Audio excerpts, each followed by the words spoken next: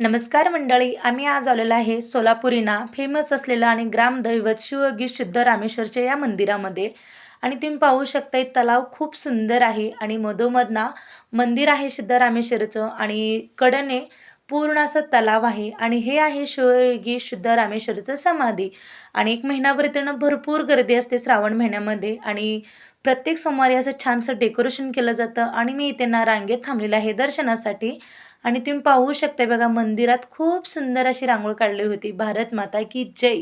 आणि तुम्ही पाहू शकताय बघा मस्त छानसं असं इथं आमचं दर्शन वगैरे झालं आणि मी बाहेरूनच थोडासा शूट घेतलेला आहे आणि तुम्ही पाहू शकताय इथं आमचं दर्शन वगैरे झालं आणि नंतर ना शौर्यला काही खेळणी वगैरे खरेदी करायची होती म्हणून आम्ही ना शौर्यसाठी ते खेळणी पण खरेदी केलेली आहे.